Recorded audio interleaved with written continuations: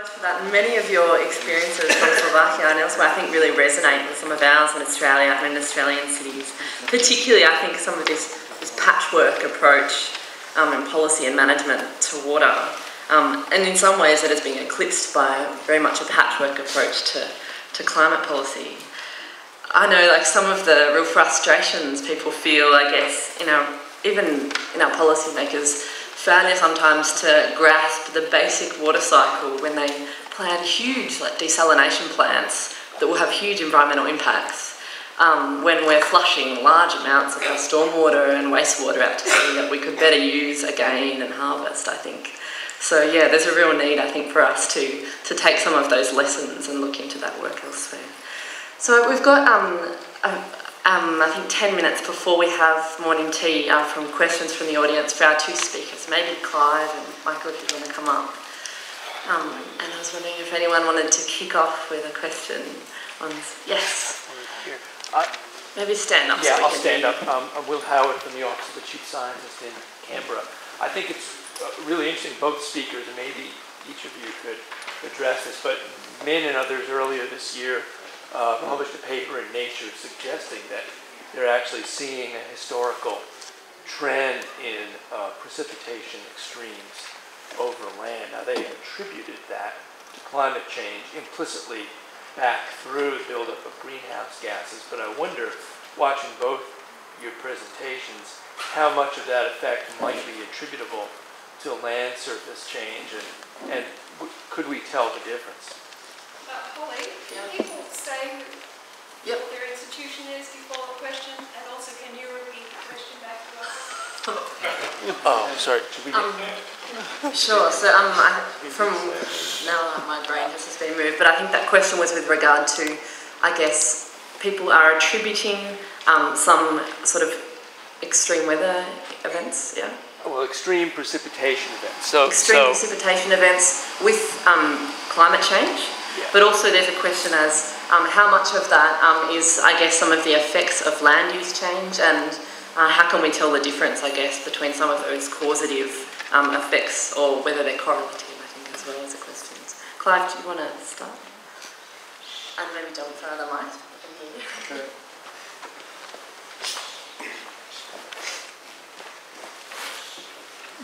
My assessment is that and what happened, for example, in southeast Queensland with the floods was due to mainly the warming of the Pacific Ocean and that phenomena.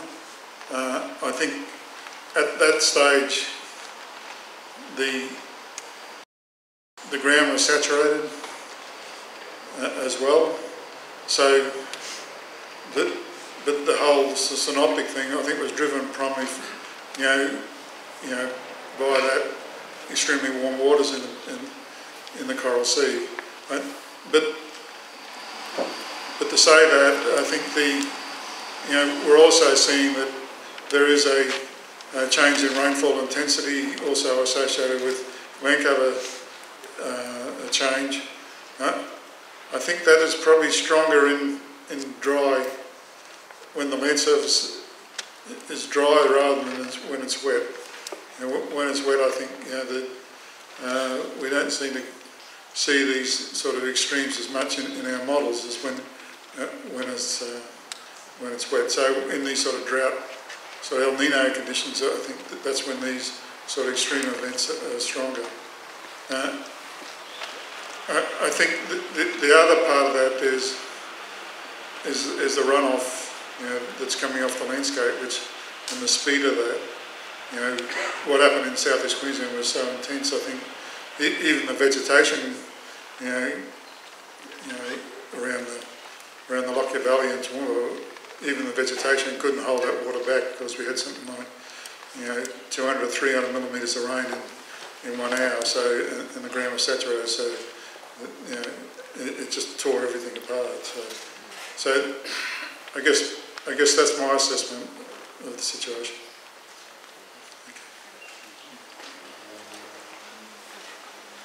From my experience and knowledge from Slovakia. It's important to say that we have just now trouble with prolonged of time without raining and after very heavy storms, and it's with this system which are destroying inside in small water cycle, because it's water if it's smaller balance, it's starting to very massive heating system, and its biopumping system is not working.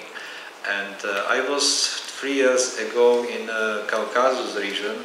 I find one dissertation works from one guy from Australia, from Mr. Connors from Melbourne University, and he make research about 10,000 years old of processing about changes of precipitation and cover system of landscape, and from this result is the same, because it's growing about this change of cover I think it's very important for to distribution and time and space of distribution of precipitation.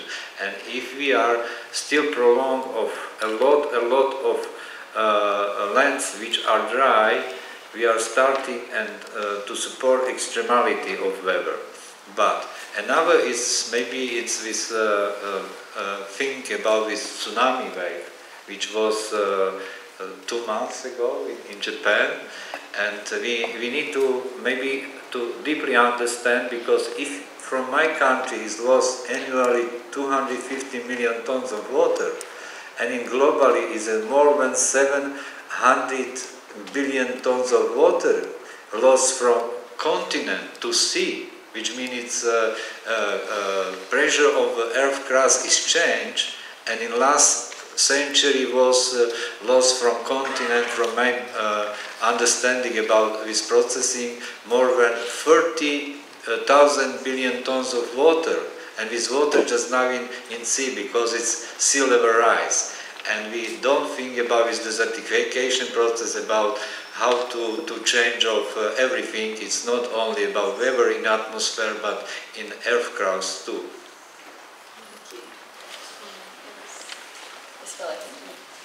Ashley Bland's my name. I'm from the Flannery Centre in Bathurst. And strangely enough, here in Sydney, the ocean's a few kilometres away, and people don't really care about the water that I guess running out to sea. Where I'm from, it's about 1,500 kilometres until the water that falls on our land reaches the sea. And of course, during that 1,500 kilometres, lots of other people want to use it. So that means it's legislated in Australia now that you can only capture about 10% of the rain that falls on your land. So my question to you, Michael, is are you in Slovakia, is the government and the landscape management agencies supportive of that concept of retaining water on the landscape? Yeah, and this processing about knowledge is for what is mean about land management system, because we have different agency and Ministry of Environment, but in the last time it didn't was accept on principle to better understand, and one important indicator for sustainability, how to save rainwater in land. And new government, which was starting last year, and to just now is prepare this special program for that, program for ecological restoration and integration water management system, with plan for 6 to 10 years, and with investment money about €1 billion from state's budget, not from foreign, but from state's budget. I mean, just now it's first year is in processing, and just now it's very nice project. It's from community growing, from grassroots level to up, and to how to be responsible for nature, how to responsible for rainwater, and how to responsible for potential which we need for our kids and for perspective sustainability. And just one more question. Did you have one before? Yeah, I did.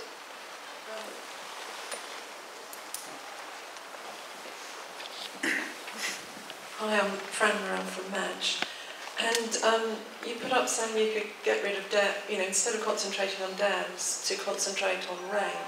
So if you've got a big city like Melbourne that's currently building a desal plant, how would you convince people that when they turned on their shower, water was going to come out of it. Yeah, it is paradoxically about this system which we developed the last 200 years, and because if we some place we are urbanized, we change of system and loss of water which is flowing to inside to our communities, and after that we starting to build some technical solution for to distribution water to our space. And I am not speaking about only about this, how to using water for our needs and so on, but whole system. Because if, for example, from Sydney urban zone, and yesterday, 2 days, I looking about this, how it's working, and the same like in Slovakia, and splash water out and rainwater, which means it's extraordinary good potential for starting to recovery of the climate, and with good stability. And I know about new research about this. For example, rainwater is good for our body, and why not? And we need, because every water which we are used is from rain, and we can to decide it and find solution. For example, on green roofs, on to new technology for green gardens or rain gardens, to harvest water while we can splash water out from trees or roofs to outside, because we can good condition of humidity is its great possibility and states of quality of life, because it's if we are dry up of landscape in urban zones, we decrease of humidity, and in space which is low of humidity is a lot of molecules flowing in air, and it's we are how to say in English, I know.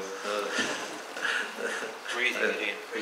Yeah, and it's starting to change of bad quality for our life, and humidity, and just now we need more water drink, because we are our body using water from atmosphere too, and if we are in dry landscape, and a lot of things we need to develop and to make research about that, about this link between integrity, not only about water which we are seeing, because we are living in water space, but it's air.